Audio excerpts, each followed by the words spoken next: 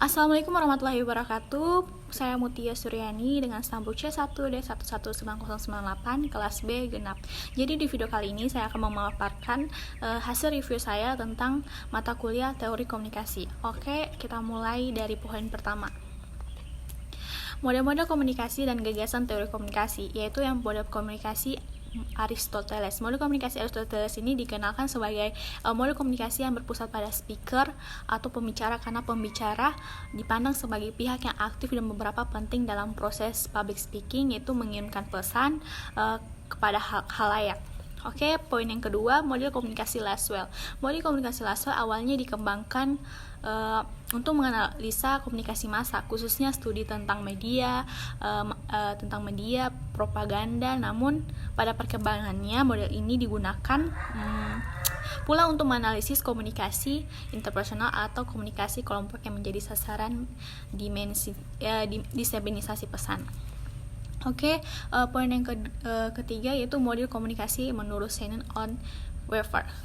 Komunikasi adalah salah satu proses interaksi manusia yang paling mengaruh pada bagi sengaja maupun tidak sengaja, dan tidak terbatas pada bentuk komunikasi verbal, namun juga non-verbal seperti ekspresi muka, lukisan, seni dan teknologi. Yang keempat, model komunikasi menurut Berlo. Model komunikasi Berlo merupakan model komunikasinya Berlo menggambarkan faktor-faktor yang mempengaruhi setiap elemen yang dimiliki individu dalam proses komunikasi guna membuat komunikasi menjadi lebih efisien. Model komunikasi menurut Berlin salah satu komunikasi yang cukup populer. Model ini pertama kali diperkenalkan oleh Dan Chamberlain, ya, adalah seorang ahli komunikasi yang berasal dari Amerika Serikat. Terus yang keenam, model komunikasi menurut Osgood and Chartrand. Model proses komunikasi yang digambarkan oleh Osgood dan Chartrand itu terutama berlaku untuk bentuk-bentuk komunikasi antar pribadi. Terus poin yang selanjutnya itu model komunikasi linear. Model komunikasi linear merupakan suatu proses penyampaian pesan dari seorang komunikator kepada komunikan secara langsung maupun tidak langsung, yang memanfaatkan sebagai media komunikasi, di mana komunikasi ini hanya terjadi antara satu arah saja tanpa terjadi timbal balik terhadap pesan yang disampaikan kepada komunikator. Terus model transaksional. Model ini menggarisbawahi pengiriman dan penerimaan pesan yang berlangsung secara terus-menerus dalam sebuah episode komunikasi. Komunikasi bersifat transaksional berbasis kooperatif, pengiriman dan menerima sama-sama. Terus konsep, teori dan model. Konsep adalah suatu yang umum atau representasi atau intelektual yang abstrak dari situasi, objek atau peristiwa, suatu akal pikiran, suatu ide dan gambaran mental.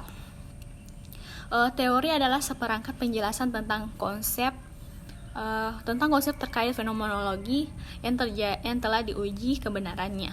Model adil, rencana, referensi atau deskripsi yang menjelaskan suatu objek, sistem atau konsep. Terus 7 tradisi teori komunikasi menurut Robert Craig. Yang pertama, semiotika atau semiotik. Studi mengenai tanda dan simbol. Tanda yang mewakili objek, ide, situasi, keadaan, perasaan dan sebagainya yang berada di luar diri. Terus kelompok teori semiotik menjelaskan bagaimana tanda dihubungkan dalam makna bagaimana tanda di organisasi. Tanda merupakan konsep dasar dalam tradisi semiotik. Terus yang kedua, fenomenologi atau pengalaman atau sadar individu. Manusia secara efektif menginterpretasi pengalaman mereka sehingga mereka dapat memahami pengalaman personal dan langsung dari lingkungan.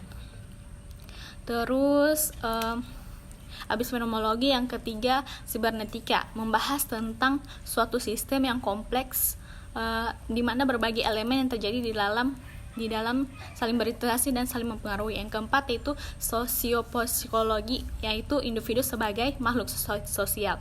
Yang kelima itu sosiokultural, yaitu tradisi dalam Teori komunikasi yang membahas bagaimana pengertian makna, norma, peran atau aturan yang ada bekerja saling berkomunikasi dalam proses komunikasi.